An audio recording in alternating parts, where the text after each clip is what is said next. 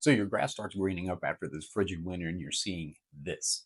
I'm going to go over exactly what this is, how you can prevent it, maybe a few things that you might have done last fall to contribute to it, and how we're not going to let this happen again. So what exactly is spring dead spot? Essentially, it's just a dead spot that you notice on spring greenup.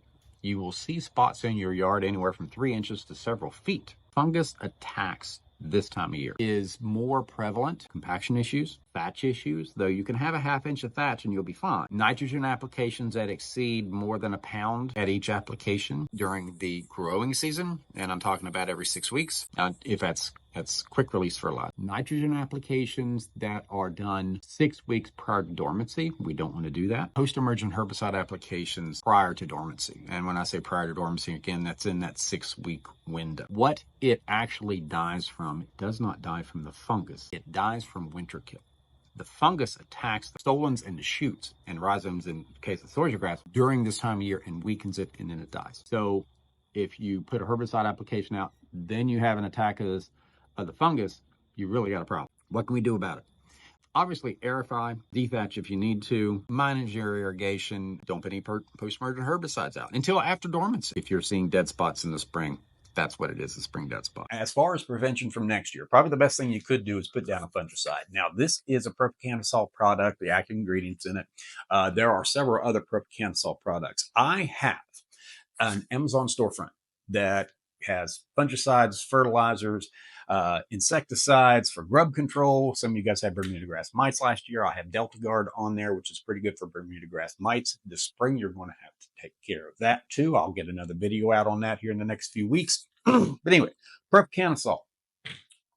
Another one is Scott's Disease EX. That's an anoxystrobin. You want to put this out about 6 weeks before dormancy. Your first application, and then 4 weeks later, put it out again, and then it'll go into dormancy, and that should keep you pretty clean for the next year. Okay, told you what it is, how you may perhaps contributed to it, and how to prevent it next year. Now that you have it, how do we get it fixed?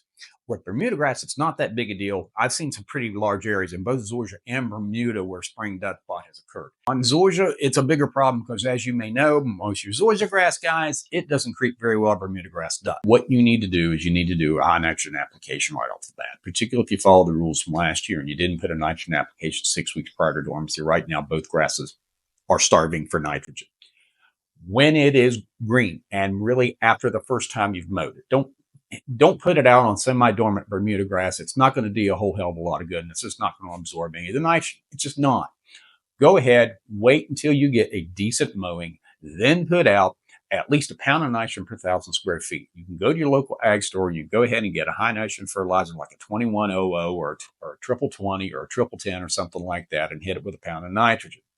Now, as I was saying earlier, if you do high nitrogen, water insoluble, quick release applications during the summer, you are going to kind of contribute this to a little bit. I'll give you another option. On my Amazon storefront, there is a polymer coated product. The reason why I like polymer coated products is they are a temperature dependent release, particularly in the spring on warm season grasses. Why I like that. If you go out a little aggressively, a little early, this will not release. As temperatures increase, it will release more nitrogen. So it will give you more of an even feed. Some of you guys that like to go out and hit particularly Bermuda grass over and over and over, and you got the time to do it. You want to do it. You want to use a high water insoluble fertilizer, quick release. Cool with that. The rest of you guys, there's a lot of water insoluble, slow release fertilizers like a sulfur coated urea. They're more based on water, because what happens is the water goes into that sulfur coating, gets into the urea particle and pops it open. So that's more of a water-based release. Polymer is a temperature-based release. You guys like organic fertilizers, that's fine. The only thing is it is going to give you a nice, slow, steady feed. At the end of the day, you want to kick the grass in the ass and get it going so it'll creep into these areas and heal up. The other thing you can do with both grasses, a little bit more effective on Bermuda, is slicing. Slice up those stolons. That'll help the runners spread a little quicker. That'll also get some oxygen down in there on both the grasses and get it to creep in. Now, you Zoysia guys, if you have huge areas, one thing you can do, particularly in your front yard, who cares about our backyard when it looks like crap in the front? Go ahead and take some plugs. And it's not that big a deal. Take a shovel out there. On golf courses, what we would do, we would take the cutters and actually move bad spots of the green to the very edge of the green. Or one of the fancier places I worked at, we actually had a nursery green. We used the crap, bring the good stuff from the nursery green back over to the regular green with the cutter, and it worked out really well.